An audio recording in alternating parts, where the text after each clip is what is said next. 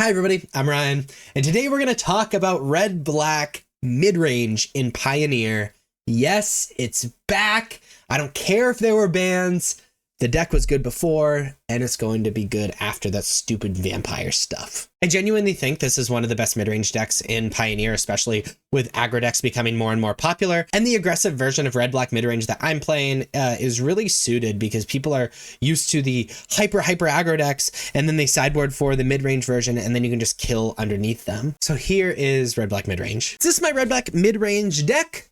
Let's go through it all. I'm going to reorganize really quickly to make it easier to talk about.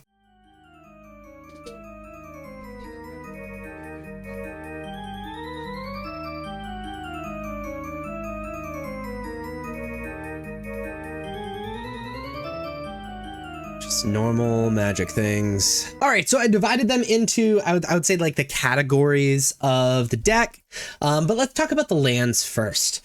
We really want our lands to come in untapped, so we're playing for Blackcleave Cliffs. Really the only card that we can't play on curve alongside Blackcleave Cliffs is bringing back Kroxa and Archfiend, which is totally fine. That'll come up in so few games. It's playing for Blightstep Pathway, red or black.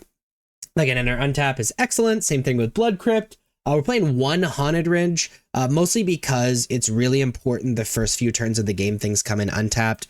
So I'm down on Haunted Ridge at the moment. That might change in the future, but with all these aggro decks running around, we can't have things entering untapped early on. We're playing 2 Hive of the Eye Tyrant. I think it's just better than Den of the Bugbear. 1, because it's black and we are primarily a black deck, and 2 is being able to exile things in the graveyards and having Menace is really good at finishing off. I'm also a big fan of Mutavaults. We're playing 3 Mutavaults just as additional cards that, we can attack with. Playing 3 Sulphurous Springs just as something that unconditionally comes in untapped. 2 Swamps, a Takenuma because it's pretty free, and a single Urborg. This is a mid-range deck, so I divided the deck up into 4 categories: removal spells, hand destruction, card advantage / selection, and then our creatures. And some of these exist in multiple categories, but I put them in their sort of primary spot. So in our removal spell suite, we're playing 4 Fatal Push, just the best removal spell in Pioneer. 1 Torch the Tower, mostly for Phoenix, but also it's decent against aggro decks, just a 1-mana removal spell. And then I split our 2-mana removal spells because each of them have some sort of condition that I'm a little afraid of.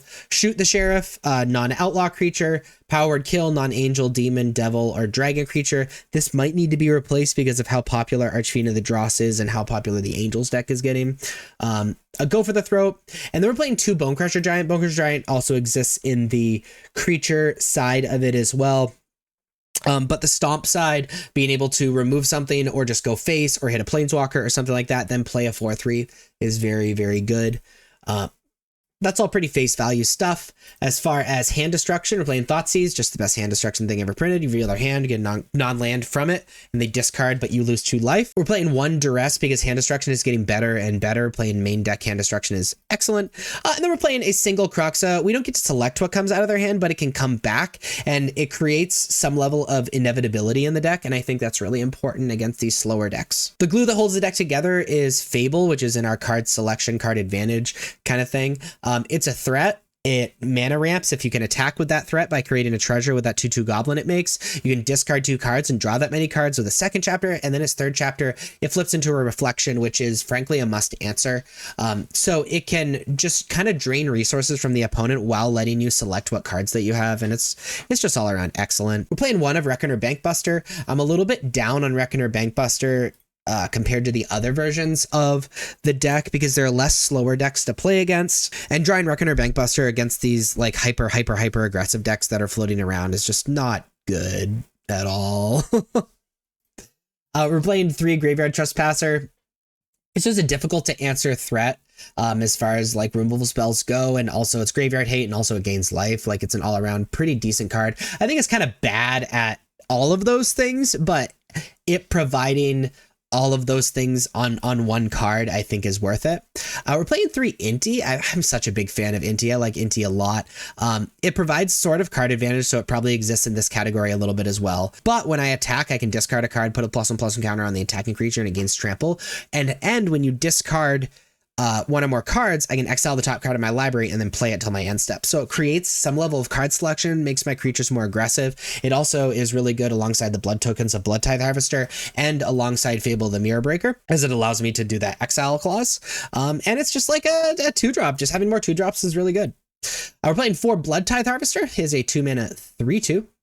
Creates a blood token, and then, you know, it's a removal spell on a stick, where a creature gets -X/-X until end of turn, where X is twice the number of blood tokens you control. If I sacrifice Blood Tithe Harvester, being a removal spell is really good for this side of the deck, but also it's just like an aggressively costed creature, and very often I'm just attacking with Blood Tithe Harvester. And they're playing 4 Archfiend of the Dross. Out goes Shieldred in Archfiend. Archfiend is so good because 1, it's so aggressive. 2, it's really good against other really powerful creatures. It blocks flyers. Archfiend is everything that this deck wants to be. People aren't really drawing cards anymore, except specifically Phoenix. And Archfiend is even great against Phoenix because it dodges Lightning Axe.